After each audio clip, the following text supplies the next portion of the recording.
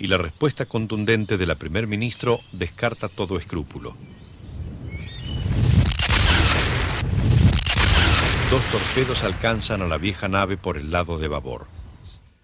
De sus 1070 tripulantes, pierden la vida 321. Con esta decisión, y escudándose en razones militares y tácticas, Margaret Thatcher hiere de muerte a las negociaciones.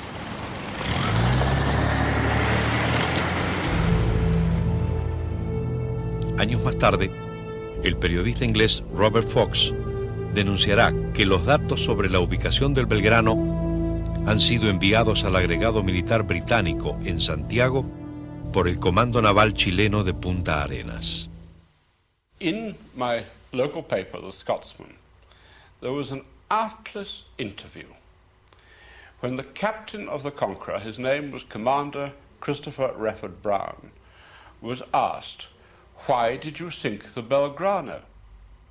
"Oh," he said, "I didn't do this by myself. I'm a first-time submarine commander. I did it," he said, "on orders from Northwood." And Northwood was the fleet headquarters. Now, this was a totally different story to that which Parliament, press, and people in Britain had been told. Small lies tend to be part of larger lies. And therefore I began to ask questions. And one of the questions, very simple, was what was the position of the Belgrano when she was sunk? And then, by parliamentary answer, what was her course at the time that she was sunk? The answer was 280 degrees. Now that is west-northwest.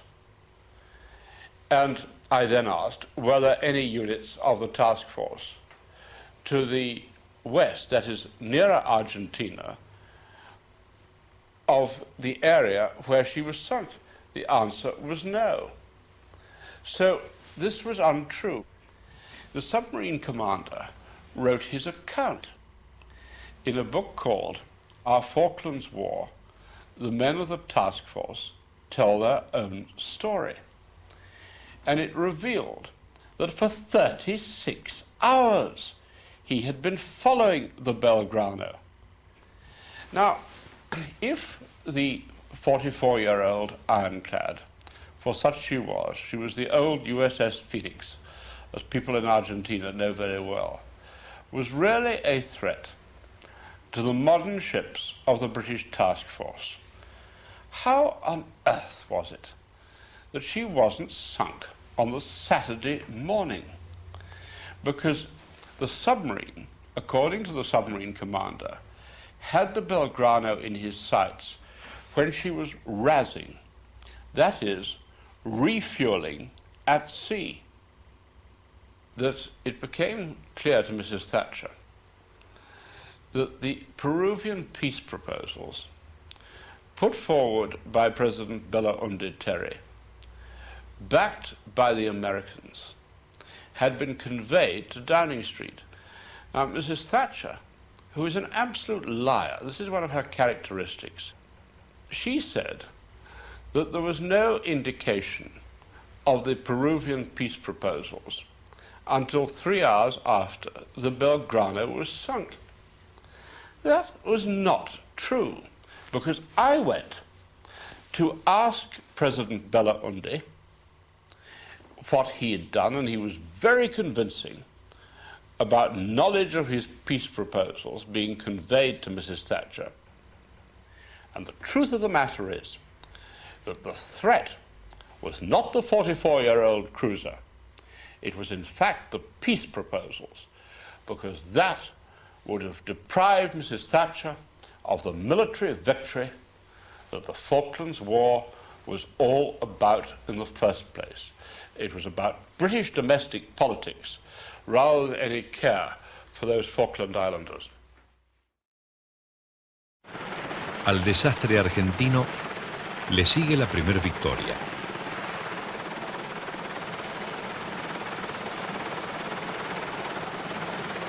El 4 de mayo, un misil Exocet, disparado desde un avión Super Attendar de la Armada, recorre 32 kilómetros a ras del agua y alcanza al destructor Sheffield, causando más de 20 muertos y 24 heridos.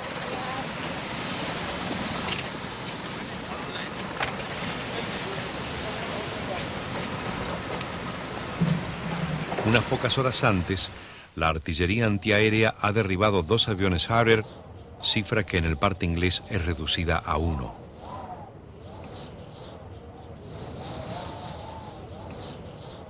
Pasado ya el tiempo de la guerra, este modo tan peculiar de leer los hechos, corrigiendo lo sucedido y atenuando el número de bajas propias, se trasladará de los partes diarios británicos a la versión oficial definitiva.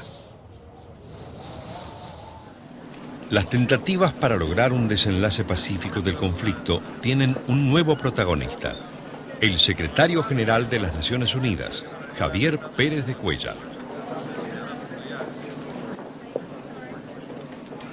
La urgencia bélica de Margaret Thatcher y su ficción legalista se ven acotadas por la neutralidad del nuevo mediador y el respaldo jurídico que impone su ámbito. El plan de Pérez de Cuéllar resulta satisfactorio para la Junta Militar, que buscando una salida honorable de la guerra, accede a deponer sus reclamos de soberanía hasta que no se haya logrado la paz.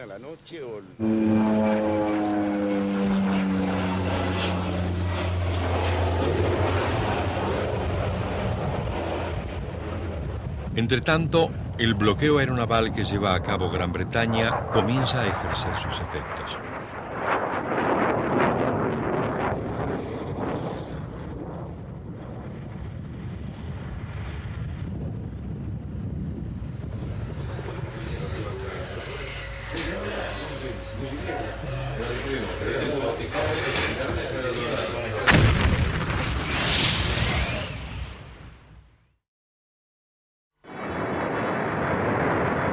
Con el ataque al Belgrano se ha puesto en evidencia que la información transmitida por los satélites norteamericanos expone los barcos argentinos a una situación de enorme riesgo. Por esta razón y resguardándose para enfrentar un eventual ataque de naves chilenas, la flota se repliega a sus puertos. Punta Arenas Air Base used by RAF spy planes.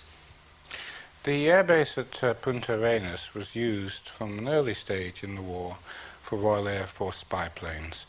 They were Canberras, photographic reconnaissance Canberras, which were flown in circumstances of extraordinary clandestinity down to the very tip of South America.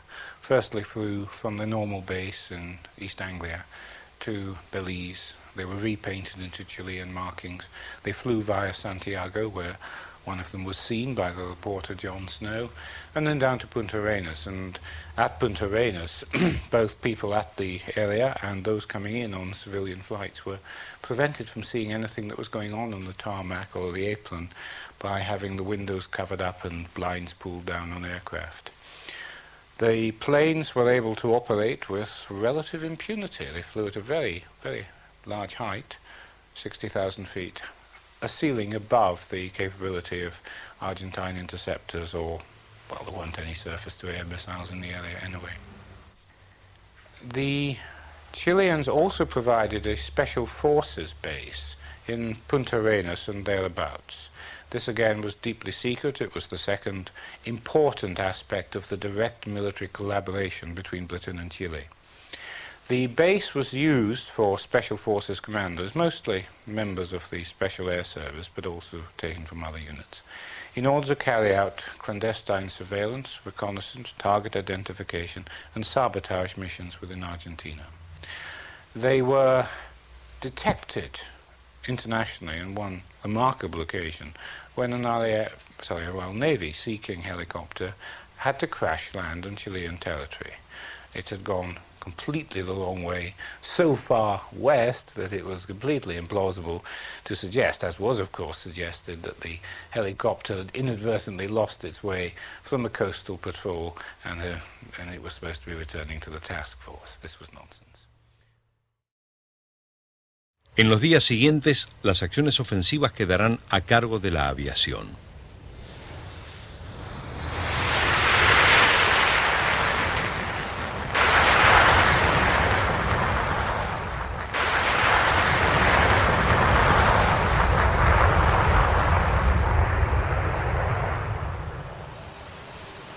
Dada la distancia de los blancos y las dificultades para reabastecer su combustible en vuelo, los aviones operan en el límite de su capacidad.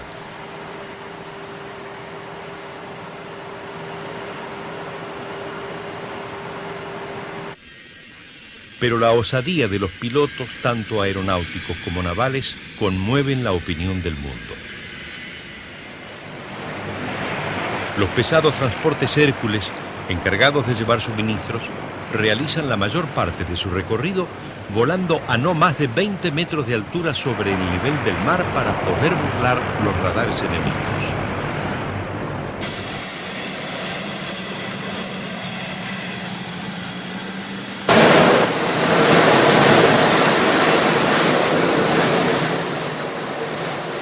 El 9 de mayo se renuevan las incursiones por aire y por mar destinadas principalmente a eliminar la pista de aterrizaje de Puerto Argentino y sus áreas circundantes.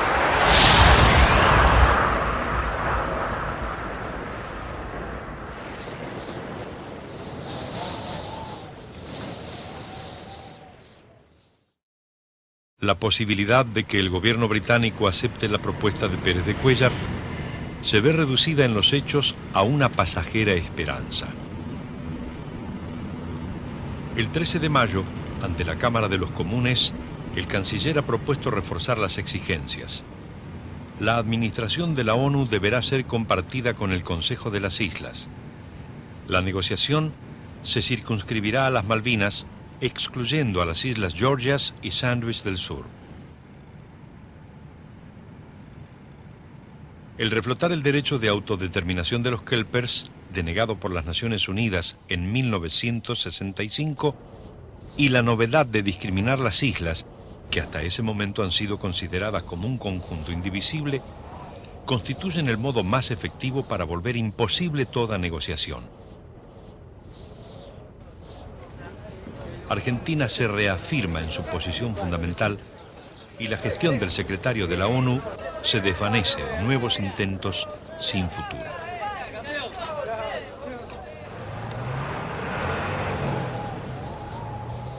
La hora de la gran confrontación ha llegado. La Armada Británica se dispone a desembarcar al mando del general Jeremy Moore, un veterano combatiente del Imperio en Asia e Irlanda.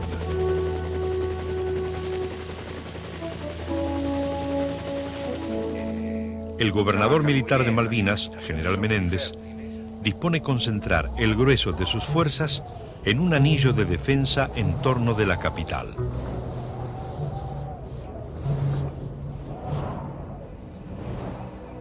La prolongación de la guerra y sus consecuencias crean un panorama inquietante para Estados Unidos. La situación política argentina amenaza radicalizarse con una consiguiente fractura dentro del ejército. El agravamiento de la situación vuelve tangible el temido fantasma de un apoyo soviético. Inmediatamente al fracaso sufrido por Haig, el Departamento de Estado americano ha dispuesto su intervención en forma indirecta, pero con objetivos decisivos. El asesinato de Galtieri, que encarga a la CIA, y un golpe de Estado. Responsable de la segunda fase del plan, el embajador en Buenos Aires, Harry Schlaudemann, inicia contactos con militares, políticos y otros miembros del establishment local.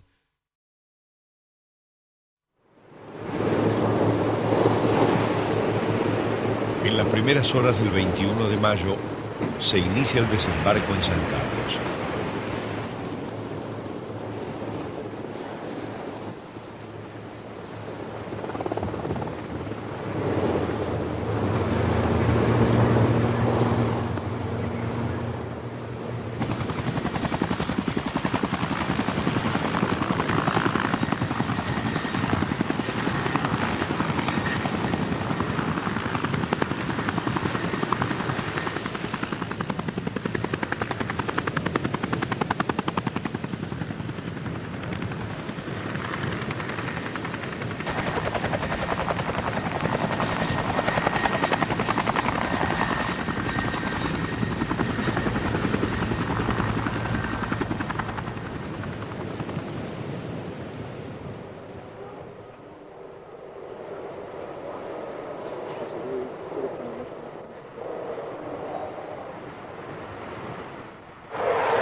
La respuesta aérea para repeler la invasión alcanza su mayor intensidad después del mediodía.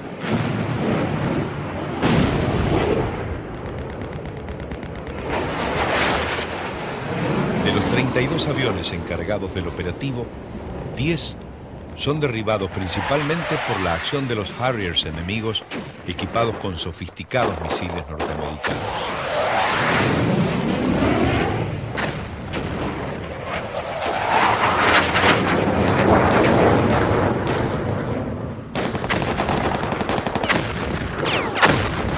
Al término del ataque, el saldo para las fuerzas británicas es de un avión perdido y la fragata Ardent hundida y otras 2 gravemente dañadas, la Argonaut y la Brilliant, pero la cabeza de playa se consolida.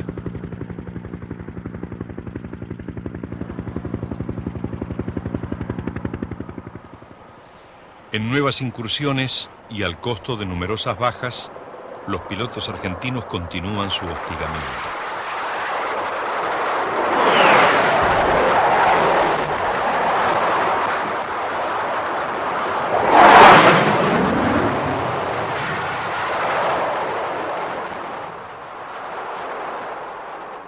El 23 de mayo impactan a la fragata Antelope con una bomba que estalla al intentar desactivarla.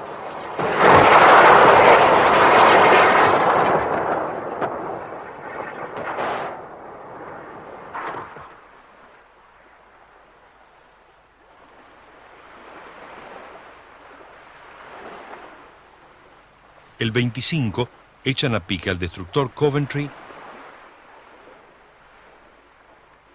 dañan seriamente a la fragata Broadword y alcanzan con un Exocet al barco contenedor Atlantic Conveyor, que queda envuelto en llamas y se hunde 3 días más tarde. El 27 realizan otra salida exitosa, que destruye áreas logísticas y depósitos de municiones, incluyendo todos los misiles y lanzadores antitanques del Batallón 45 de Comandos.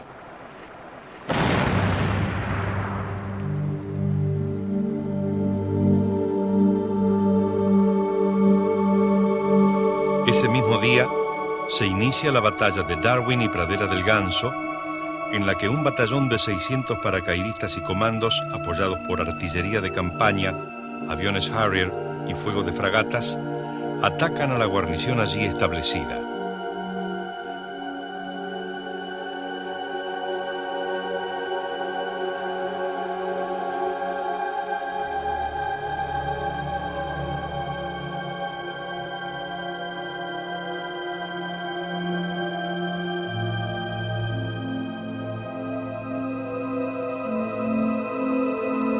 Versiones posteriores británicas elevarán imaginativamente la cifra de efectivos argentinos a 1.500.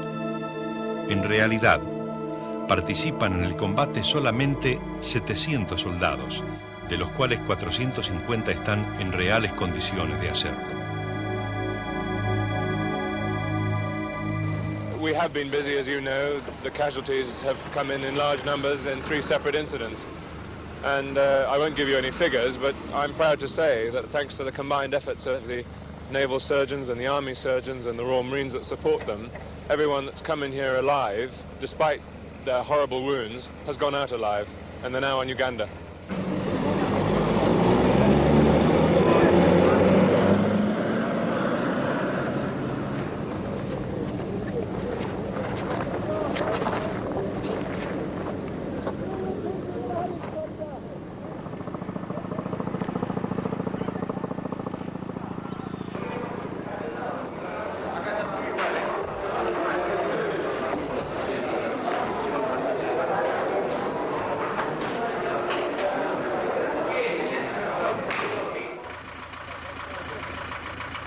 La oreja quiero, ¿eh?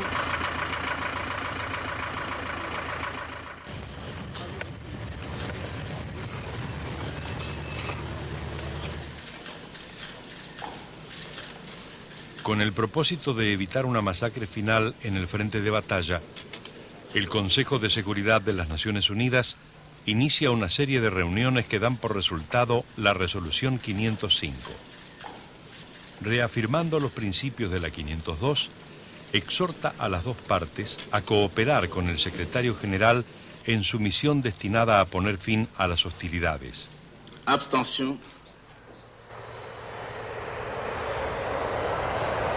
El 30 de mayo, una formación aérea argentina compuesta por 2 aviones de la Armada y 4 de la Fuerza Aérea atacan al portaaviones Invencible.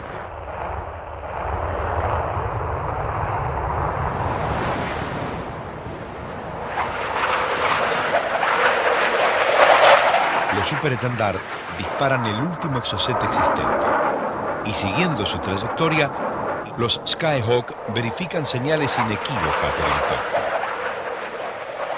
La versión inglesa del episodio desvía el curso del misil, agrava las condiciones de visibilidad y suplanta al portaaviones por un destructor y una fragata. Yo integraba la escuadrilla de aviones A4C, que llevábamos 3 bombas de 250 kilos debajo de nuestros planos y además 200 proyectiles de los cañones de 20 milímetros. Aproximándonos a muy baja altura, en el orden de los 10 metros de altura y a unos 900 kilómetros por hora, y estando ya a 20 millas de la ubicación del portaaviones, es lanzado el misil Exocet. Y es así que hacia esa columna de humo negro, resultado del impacto del misil Exocet en el buque, sigo acelerando y con el acelerador cada vez más adelante. Necesito levantar mi altura de vuelo porque el lanzamiento de mis bombas iba a nadar en el agua. Por eso es que levanto mi avión y hago el lanzamiento de mis bombas. Y a todo esto necesito levantar más porque le pasé muy cerca al radome o la bocha blanca esa que está detrás en la parte de la popa del portaaviones. Luego de todo esto y habiendo visto derribado a nuestros compañeros de la escuadrilla, saltamos literalmente el portaaviones, hago un viraje hacia la izquierda para retornar al aterrizaje y en ese viraje puedo ver que era solo una masa de humo grande que realmente no permitía verlo bien ya porque era todo una nube de humo que era el resultado ya de la explosión de las bombas, de la explosión de los cañones del avión de Isaac y por supuesto el impacto del misil Exocet.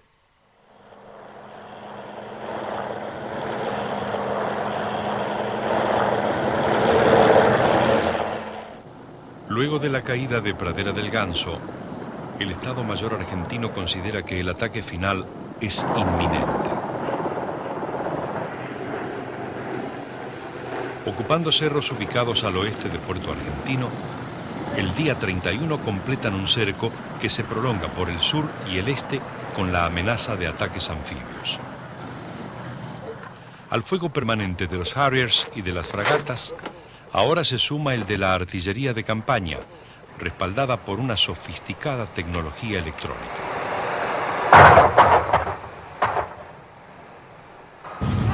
Sin transportes para desplazarse y con cañones de menor alcance, la defensa argentina logra una alta eficacia según la apreciación de los oficiales británicos. La tensión aumenta a medida que se acerca la batalla final.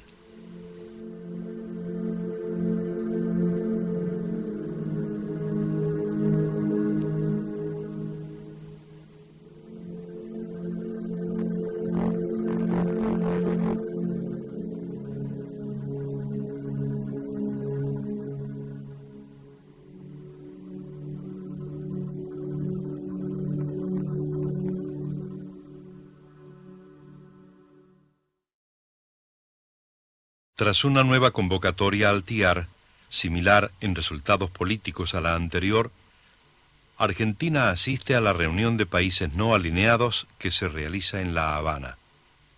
Con impecable sobriedad, su canciller escucha la opinión del primer ministro cubano, para quien ninguna guerra de liberación nacional se pierde siempre que se esté realmente dispuesto a pelearla. En la siguiente confrontación ante el Consejo de Seguridad de la ONU, llevada a cabo el 5 de junio, se procede a votar por el cese de fuego. La propuesta, que de hecho constituye el último llamado destinado a evitar la barbarie de la guerra, obtiene los 9 votos necesarios, pero Gran Bretaña y Estados Unidos la hacen zozobrar imponiendo su veto.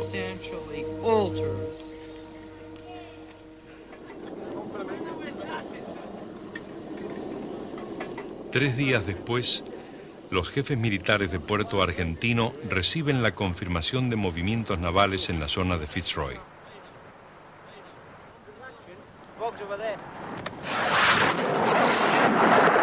Aviones enviados desde el continente, ya que en las islas no quedan unidades en condiciones de actuar, llevan a cabo el ataque.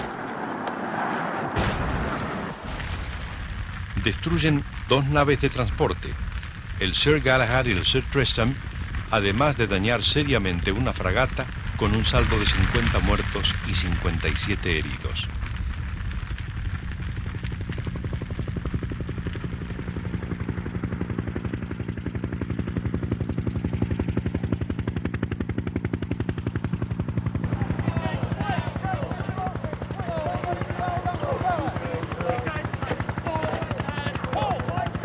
Desafiando el riesgo de nuevos ataques, los soldados británicos rescatan a sus compañeros sobrevivientes. La locura de la guerra se hace presente una vez más en toda su ferocidad.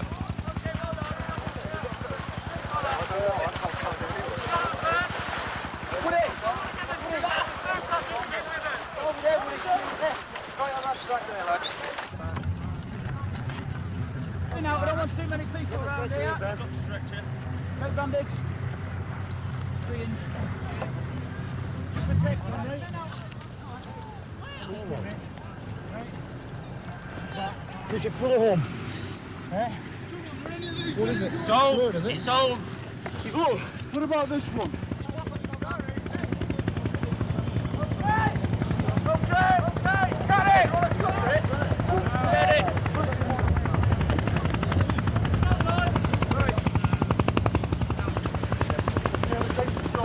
Just sit on a flat ground, Joe.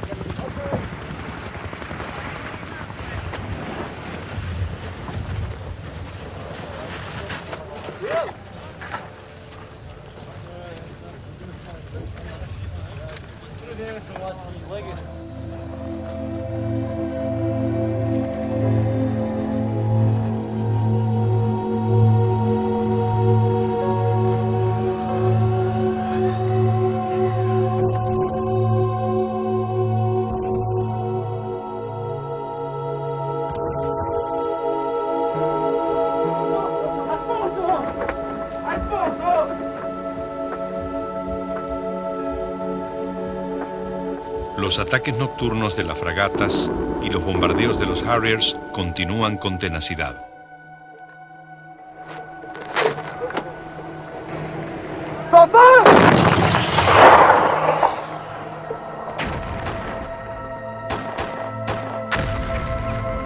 La noche del 11 de junio da comienzo la ofensiva final sobre Puerto Argentino. Avanzando desde el norte, el oeste y el sudoeste, las fuerzas atacantes abordan puntos fundamentales de la defensa ubicados en los cerros. Las tropas argentinas, luego de combatir cuerpo a cuerpo sufriendo un gran número de bajas, ceden sus posiciones retirándose o rindiéndose. El nuevo cerco dista 10 kilómetros de la ciudad y solo resta liquidar los últimos baluartes.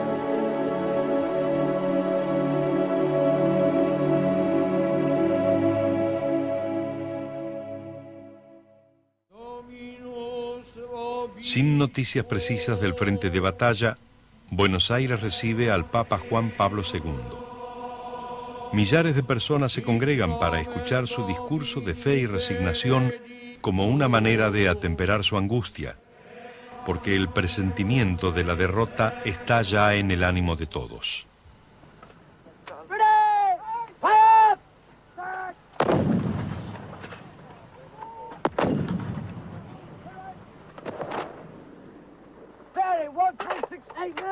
Attention now, set, elevation!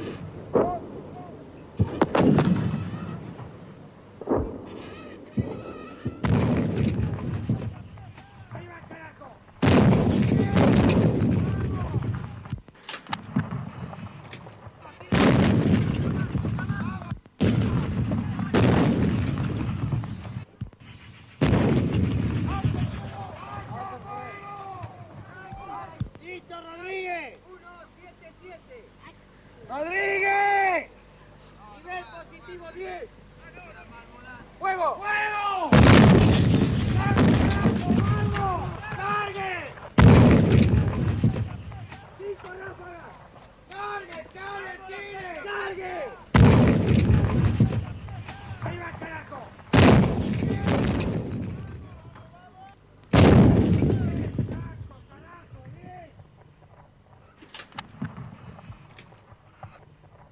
Pero me cago en Dios. ¡Fuego! ¡Fuego!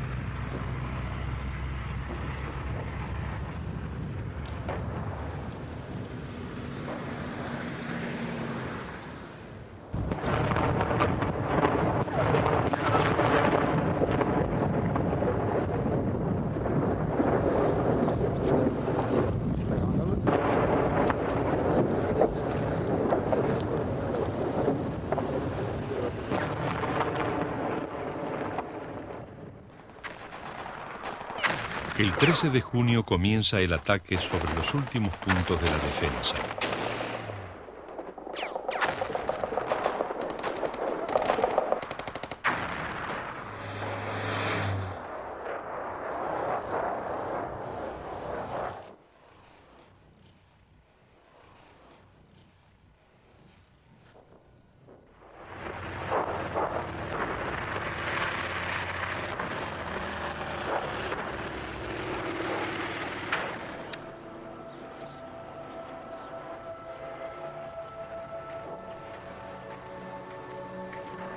Sin munición, agotados, carentes de abrigo y casi sin alimento durante las últimas 48 horas, los soldados argentinos protagonizan duras resistencias solitarias, pero al amanecer del día siguiente, las posiciones están prácticamente perdidas. Los infantes de marina, que constituyen el grupo mejor organizado, desoyen la orden de rendición y continúan combatiendo hasta agotar su munición. El resto de las tropas, dejando tirados sus cascos y fusiles, se dispersa en medio de la confusión. ¡Viva la patria, carajo!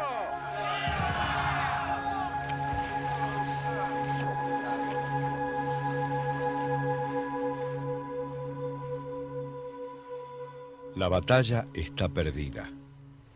Unas horas más tarde de ese 14 de junio, y ante el general Moore, Menéndez firma la rendición.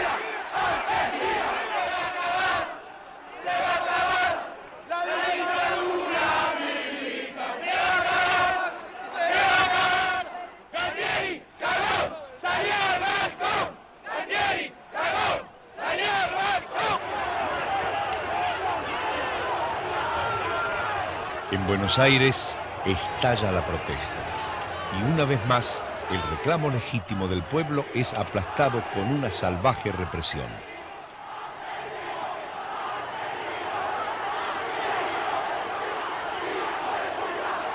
Días más tarde, la junta militar se desintegra.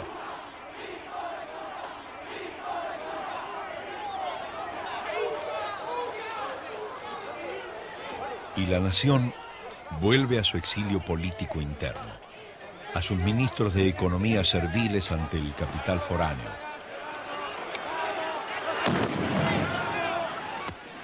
A sus fuerzas armadas de represión interna, a la ficción de los dueños del poder que nunca quieren mezclarse con los parientes pobres de América Latina y el tercer mundo, discriminándose de ellos con la misma arrogancia del imperio que los ha derrotado.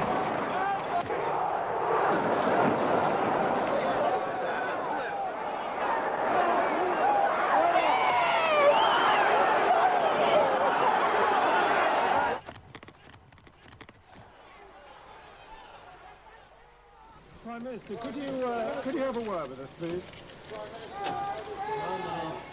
Prime Minister, we have a microphone here. Wonderful news. And it's Great Britain. Marvellous forces, every single one of them.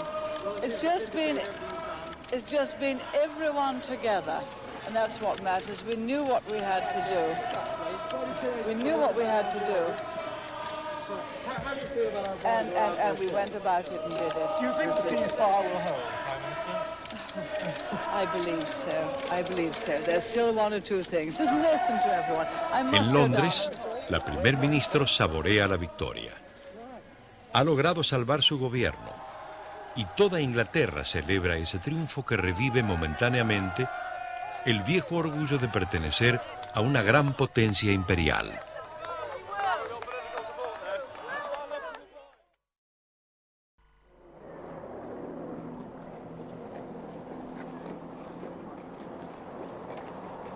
Antitanque. Pegarse a mortero. Acá el cabonario acá.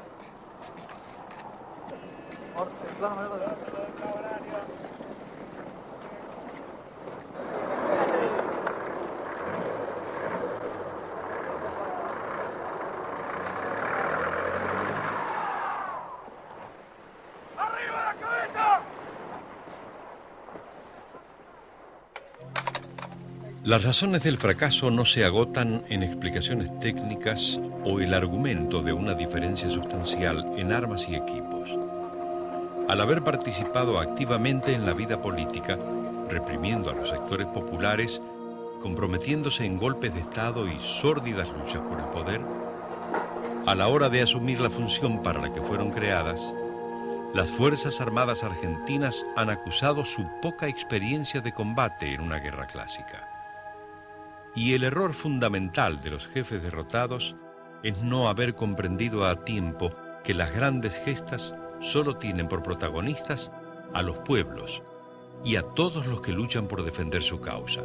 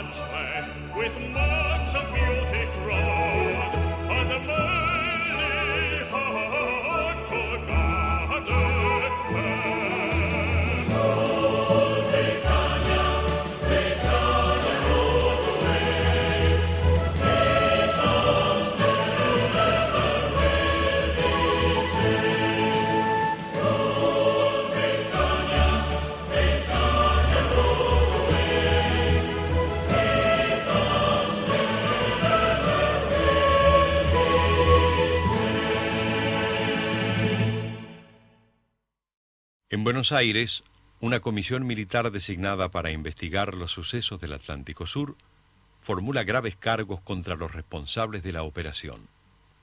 Una vez instalado el gobierno constitucional, el general Galtieri, el almirante Anaya y el brigadier Lamidoso son condenados por el Consejo Supremo de las Fuerzas Armadas a 12, 14 y 8 años de prisión, respectivamente. En el siguiente periodo presidencial les llegará el beneficio del indulto.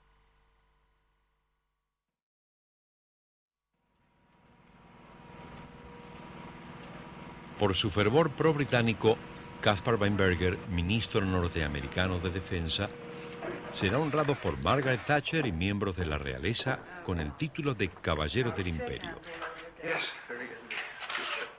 Varios diputados conservadores censuran los reconocimientos que implícita o explícitamente han puesto al descubierto el carácter decisivo que tuvo la ayuda de Estados Unidos en el resultado final de la guerra, observando que, si bien esa circunstancia es conocida por todos, constituye un desatino el admitirlo públicamente. Funcionarios del gobierno de Reagan enfatizan por su parte el peso determinante de dicha ayuda, que según los informes oficiales habría consistido en 57 millones de litros de combustible para aviones, 200 misiles aire-aire última generación, cuya efectividad en bajas supera la cifra obtenida con el resto de armamentos.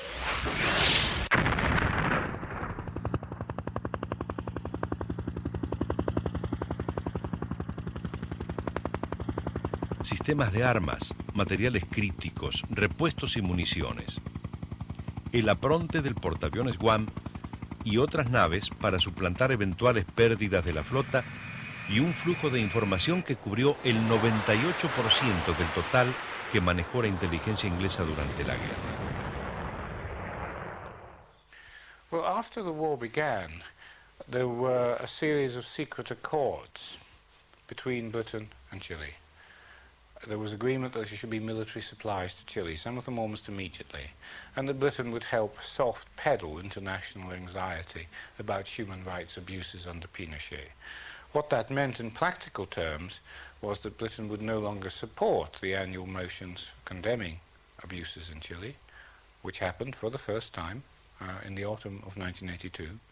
And secondly, that it would say that in the special committee considering the appointment of a rapporteur to investigate abuses, that the continued reappointment of that rapporteur was not necessary.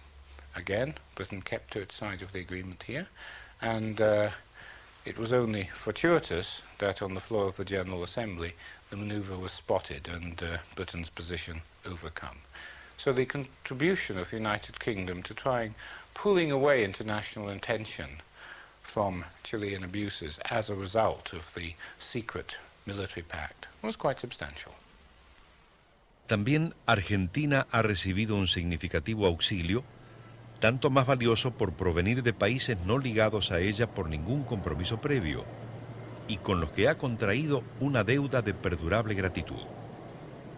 Desde el apoyo solidario de los sindicatos peruanos, venezolanos, chilenos y uruguayos, que boicotearon la llegada de aviones y barcos británicos a sus ciudades, hasta la ayuda militar concreta de Perú, que cedió aviones Mirage, de Ecuador y Venezuela, que proporcionaron gran cantidad de munición, de Brasil, que facilitó aviones para el patrullaje naval y submarino y no permitió el aterrizaje de aviones militares ingleses en sus aeropuertos, además del ofrecimiento de Nicaragua de enviar tropas. Una colaboración no divulgada es la de Libia, que suministró gratuitamente misiles tierra-aire y otros armamentos transportados en 5 Boeings que el gobierno argentino remitió especialmente. Israel, por su parte, rechazó la petición de Gran Bretaña de suspender la venta de armas a Argentina, por ser dicho país uno de los pocos que tradicionalmente recibieron y dieron amparo a miles de judíos, especialmente a los perseguidos por el nazismo durante la Segunda Guerra Mundial.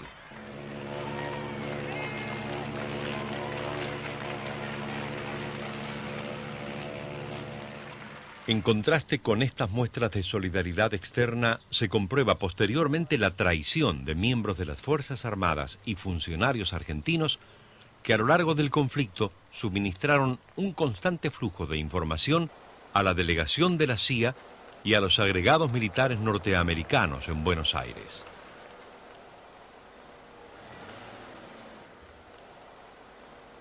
The fact is that a Polaris-class submarine, that is, a nuclear warhead carrying submarine, unlike the Conqueror that sank the Belgrano, which was a hunter-killer submarine, went 13 degrees south, 27 degrees west. Now that is out of range of the Soviet Union, but within range of Argentina. And I think that faced with military humiliation, there would have been pressure led by Mrs. Thatcher to use nuclear weapons. Now, I am appalled, my colleagues would be appalled, and many of Mrs. Thatcher's own party would be appalled.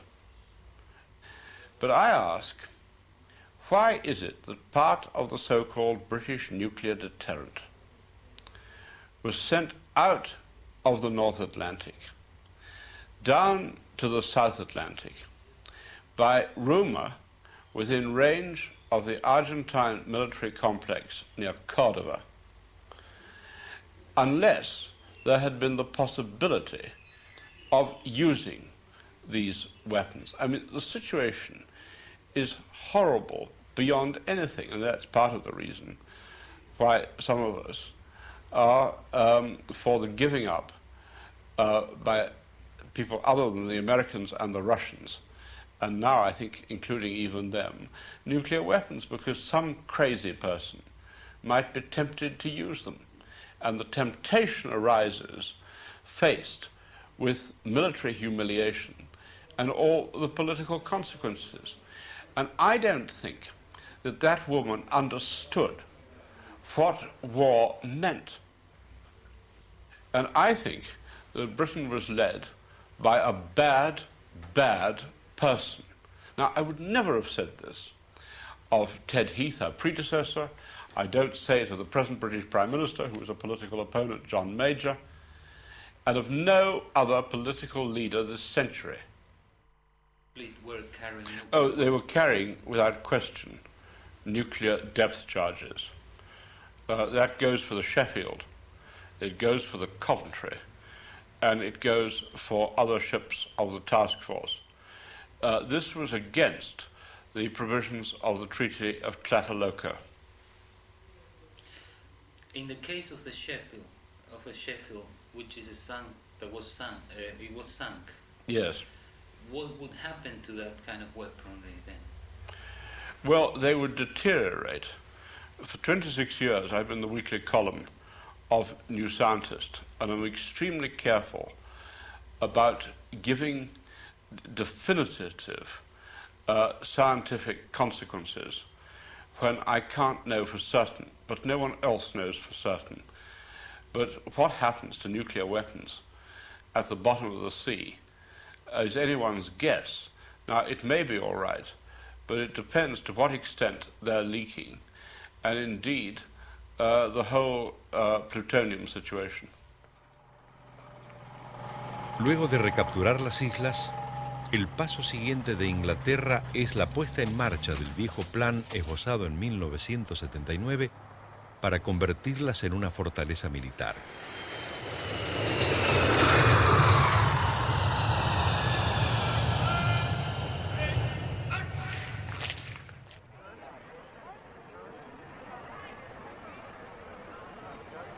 Al inaugurar el aeropuerto de Mount Pleasant, el príncipe Andrés señala que ahora Gran Bretaña está segura en el Atlántico Sur.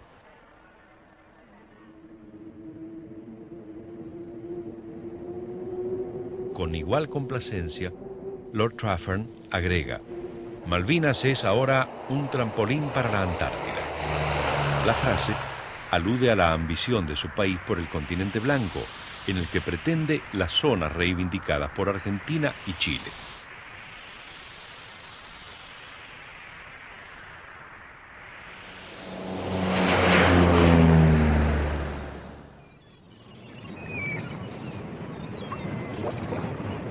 El botín de guerra es ampliado y el gobierno de Londres declara unilateralmente derechos sobre 200 millas en torno del archipiélago. Como resultado, el valor de lo obtenido de la pesca anualmente asciende a 240 millones de dólares. Al mismo tiempo, los intereses petroleros británicos amenazan explotar sin consultar a la Argentina el yacimiento gigante de la cuenca de Malvinas, uno de los últimos existentes en el mundo.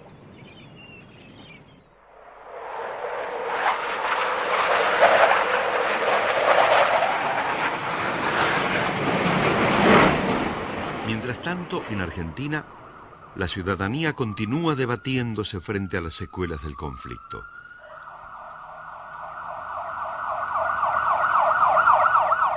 La restauración del gobierno constitucional no conjura el espectro de la guerra sucia, y el rencor popular suma a su repudio por las Fuerzas Armadas el desprecio que supone la derrota.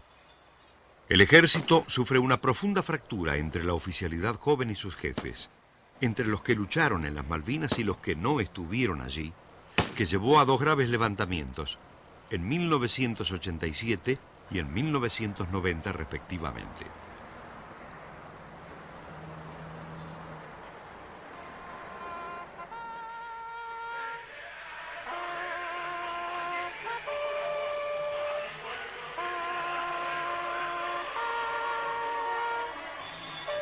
A su vez, aquellos que pusieron su vida en juego por ser el único patrimonio que podían ofrecer en defensa de la causa de su país, deben luchar por el reconocimiento de una sociedad que, antes que darles dimensión de héroes, los identifica con la locura de la guerra y les cierra sus puertas.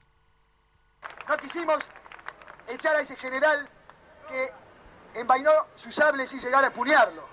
¿A qué me refiero? A ese cobarde llamado General Menéndez. No quisimos sacar a patadas en el trasero a esa figura deleznable de la historia argentina que es el almirante Izar Rojas. No lo quisimos. No se puede decir más. No lo vamos a tolerar. No lo vamos a permitir que acá se diga los pobres niños de la guerra. Los pobrecitos. Los mendicantes, no lo vamos a permitir. No sé qué argentino y sobre todo la dirigencia corrupta pueda decir que ha dado o ha estado dispuesto a dar la vida por la patria. No sé dónde, no sé si en los despachos, no sé si en esos lugares donde se pergenian tratados que no tienen legitimidad en el corazón del pueblo argentino. No sé si ahí hay un gramo de heroicidad. No sé si cualquiera de esos hombres le llega a la suela de los zapatos al más humilde veterano de guerra.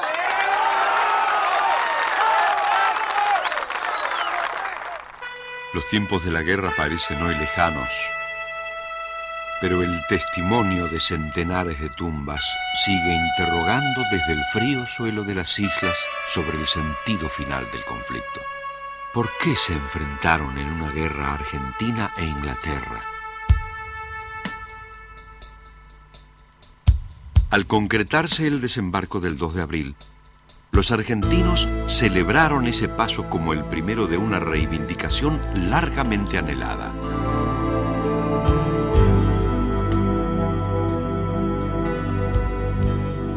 Pero las características de sus jefes militares enturbiaron la memoria de una causa justa y de aquellos que desde el anonimato de las trincheras defendieron el honor de su nación.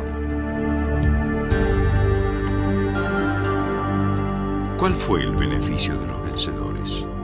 ¿Las ganancias obtenidas por la explotación de pozos petrolíferos o por la industria pesquera? ¿Afianzar los derechos británicos futuros en un vasto sector de la Antártida o reafirmar un poderío militar declinante y su escenario estratégico. Defender el derecho de autodeterminación de 2.000 colonos discriminados durante 150 años como ciudadanos de segunda, o el resucitar viejos esplendores de un pueblo con vocación imperial y en decadencia.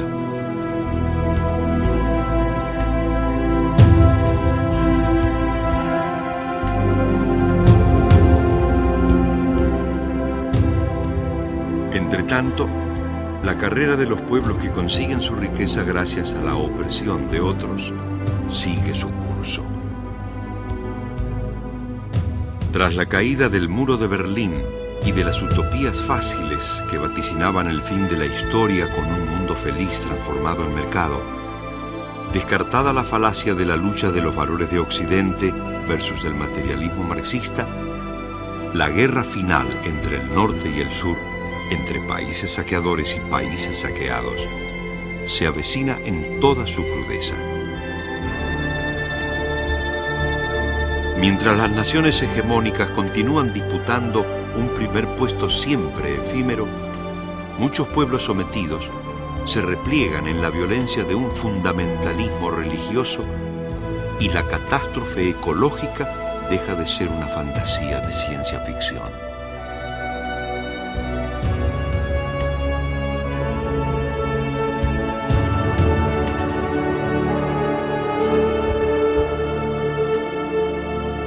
La inmolación de tantos soldados en Malvinas repite un saldo conocido. De un lado, la defensa humilde de una dignidad. Del otro, el costo inhumano del poder.